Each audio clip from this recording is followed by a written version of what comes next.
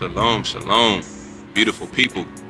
My name is El Chanok, and I'm doing this video to give you a little bit more insight of what I'm going to be dealing on my podcast, Type of Man. So this podcast, Type of Man, is going to be dealing with biblical masculinity, right? Masculinity from Yahuwah's perspective, which is backed and confirmed by every account that we read in scripture of the men who were devout, right? Who served Yahuwah and were in tune with the masculine component that was pleasing in Yahuwah's eyes according to the Torah. Now, there are two main things, and I know I expressed this in the last video, but I want to make this video a little bit shorter, but more kind of to the point. Gibor and Zakar. These are two of the main components of how Yah desires man to be in his likeness and in his image mentally, right? How he moves, how he thinks, how he not only treats his woman, i.e. the bride, but also how he treats himself, how he understands himself, right?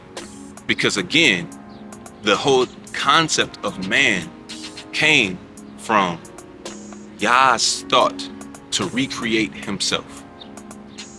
Now, I want to start with Gibor. And this is something that, when I explain this to my 2-year-old son, I tell him a Gibor is one who is resilient, who prevails in the midst of adversity. It's one who prevails. It's one who prevails not only just in the midst of physical adversity. See, when we think masculinity, our mind always goes to physical. But I want us to switch gears from just thinking about the physical to the emotional, to the mental, right? A person who is a Gibor, and by the way, Gibor is one of the 7 spirits of the Most High, according to Isaiah chapter 11.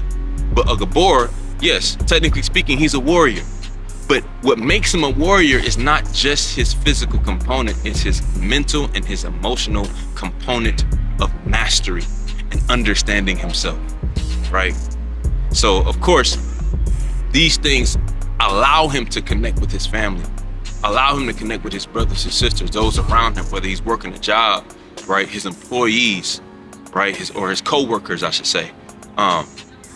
In this same type of divine masculine energy that's composed, right? That's not suppressed, that's able to express in a way that builds up others because he's confident in himself. Confident, not cocky, not arrogant in a negative way, but he understands really the king he is, internally and externally. So that's the Gibor. Second one would be the Zakar, which goes back to, again, explaining this to my 2-year-old son. What is a Zakar? A Zakar, the word Zakar in the Hebrew means to remember. But when you look deeper into it, it also corresponds to the word male in the English. So what is that telling us? That's telling us that males are called as Zakars to remember the accounts of Yahuwah and ultimately act upon them. Because when you look at the actual definition, it's to remember and act upon, right?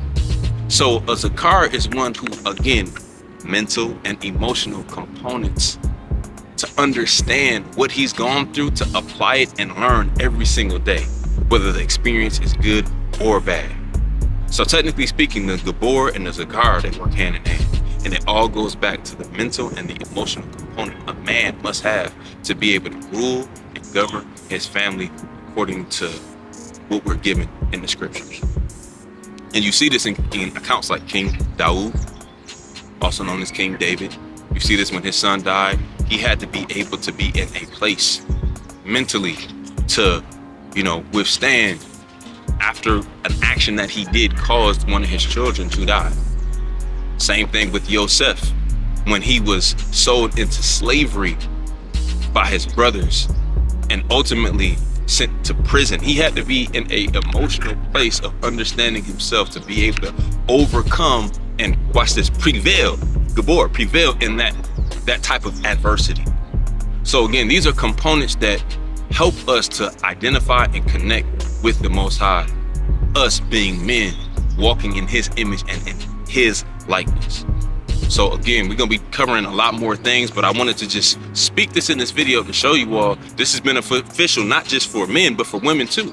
For women to understand the responsibilities to A, look for it in a man if you're not married, and 2, to maybe even educate your ish or your husband on if you are married and these things are lacking, to bring education and awareness. Because as men, yes, we definitely got to humble ourselves and see that even though Yahuwah calls us to be providers, he also calls us to humble ourselves and to love our women as Mashiach loved the set apart assembly, right? For some of you all who don't understand that, as who you would call Christ loved the body, right?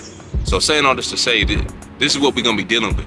And in it, we're going to learn a lot more about how to really engage with and to thrive in our masculinity in the positive. So I love you all, and stay posted. We're going to be definitely posting more on this page. This page is specifically dedicated to this work for men, building up that masculine energy, that divine masculine energy that Yahuwah has created us to be in his image and in his likeness. We're going to manage these emotions. We're going to understand ourselves. We're going to understand our women. We're going to understand our children. We're going to apply everything that our Yahuwah has given us from the foundation of the earth, written out in the Torah. Shalom.